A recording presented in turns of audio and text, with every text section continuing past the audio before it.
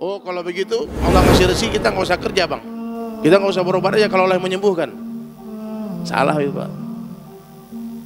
Iman ini maksudnya apa? Ulama sampaikan la natrukal asbab walakin natruk al yakin al asbab. Bukan meninggalkan asbab tapi meninggalkan keyakinan kepada asbab. Meninggalkan asbab haram, yakin kepada asbab syirik. Coba pak diikuti kalimat ini semua. Meninggalkan asbab haram, yakin kepada asbab syirik. Semakin sungguh-sungguh kita bekerja, semakin yakin kita Allah yang memberi rezeki. Itu iman. Semakin sungguh-sungguh kita berobat, semakin yakin kita Allah yang menyembuhkan. La ilaha illallah. Jangan salah paham pak, dengar pengajian jangan separuh-separuh. Nanti pulang-pulang, aduh Pak Eri bilang Allah yang ngasih rezeki. Duduk aja kita di sini. Tidak akan mati satu orang manusia sebelum Allah sempurnakan rezekinya. Betul. Tapi kita harus tahu, bekerja ini ibadah. Antum mencari nafkah yang halal untuk anak istri, itu pahalanya seperti jihad fisabilillah.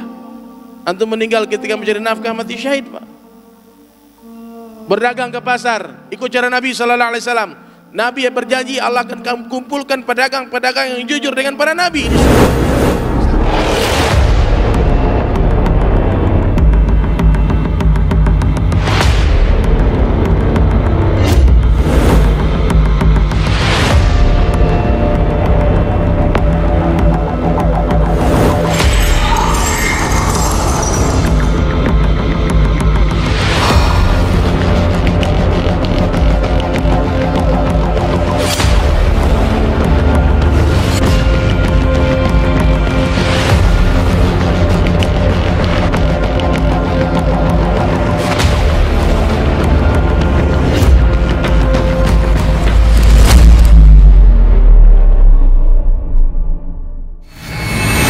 Maka hadirin sekalian, inilah iman hadirin mulia. Mulai hari ini saya mau ngajarkan nih jamaah sekalian Bapak Ibu semua, perbaiki lisan. Kalau sebelum kita menghijrahkan hati kita, hijrahkan lisan. Ya. Sebelum menghijrahkan hati, hijrahkan apa? Lisan. Mulai hari ini jangan ada yang berucap, berkata, mengatakan kalimat apapun kecuali melibatkan Allah dalam setiap perkataannya. Insya Allah bisa ya. Contohnya, kalau panas, katakan Allah yang kasih panas. La ilaha illallah.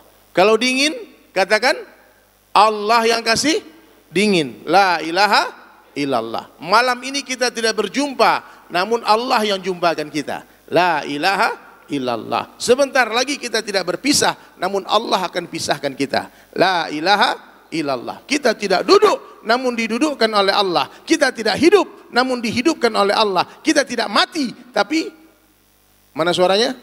Dimatikan oleh Allah. Kita tidak berjalan, namun diperjalankan oleh Allah. Kita tidak ada, tapi ayo pak, suaranya yang kompak pak, biar masuk iman ini. Kita tidak ada, tapi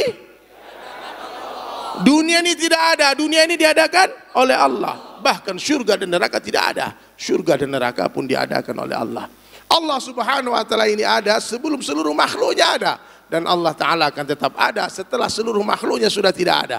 Seandainya seluruh makhluk sepakat mengatakan Allah tidak ada, Allah akan tetap ada.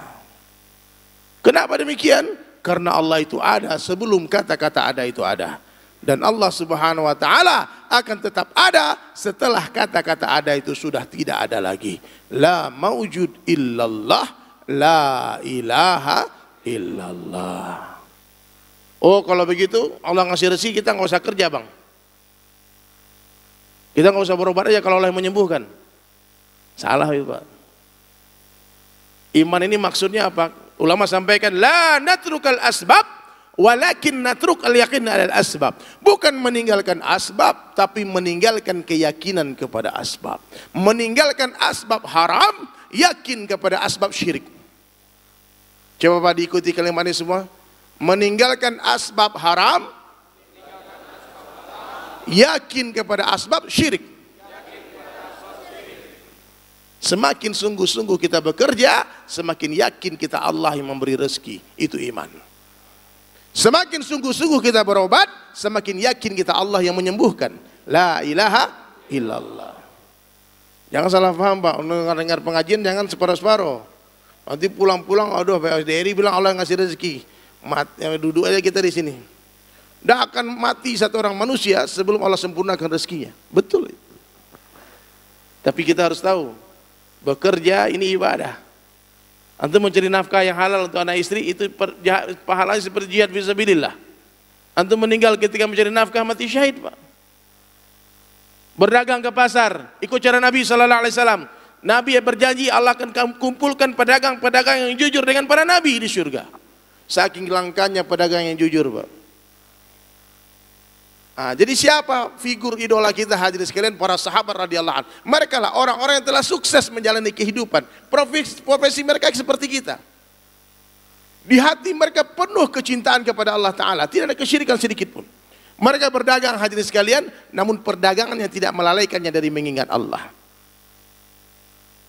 Sedang sahabat, subhanallah, sedang mengangkat cangkulnya di kebun. Dia angkat cangkulnya, cangkul ke atas, terdengar bunyi azannya Sayyidina Bilal. Allahu Akbar, Allahu Akbar.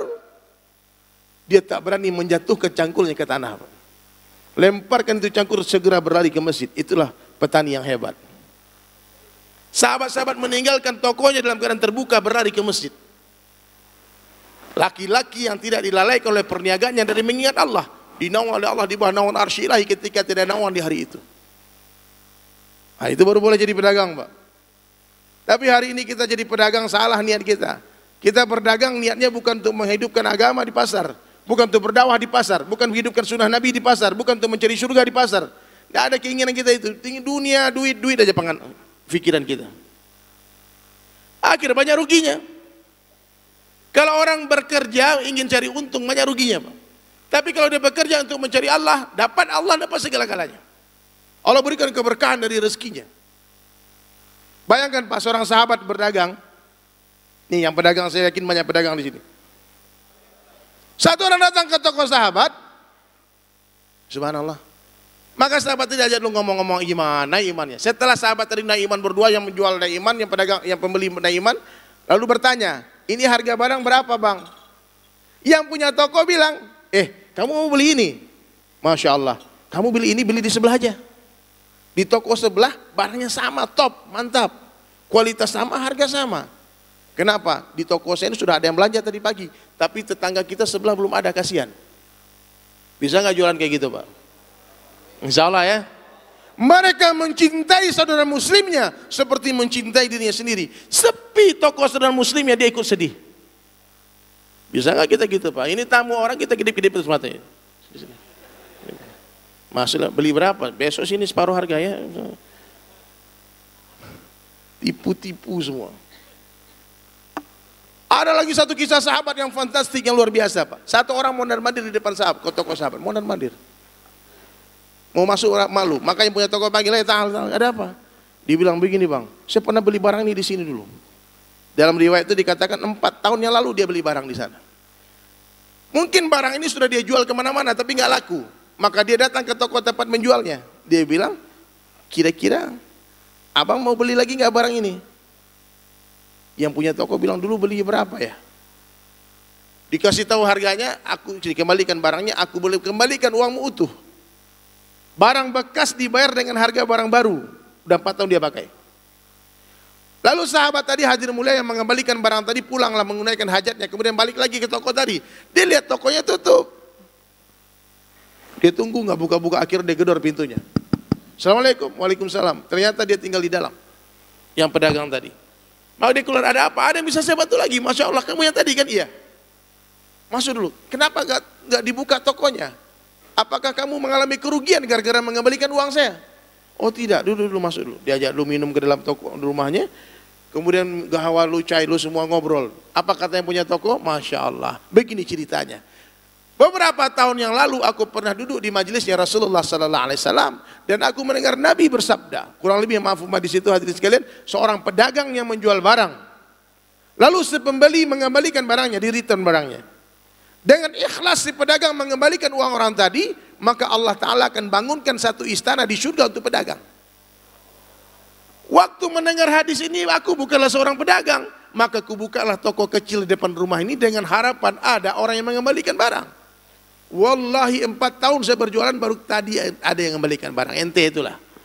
Setelah ada orang yang mengembalikan barang, dia tutup tokonya karena dia berdagang hanya ingin bersama Nabi di surga. Hari ini kita berdagang, coba lihat notanya Pak. Barang yang sudah dibeli tidak boleh dikembalikan. Ini cara dagang Yahudi hadirin. Yang punya toko yang ada nota gitu Pak, antum pulang pengajian bakar semua nota itu. Terus ganti besok. Barang yang sudah dibeli tolong dikembalikan. Luar biasa ini pedagang Pak. Mereka bukan orang dunia, mereka pedagang-pedagang langit hadirin.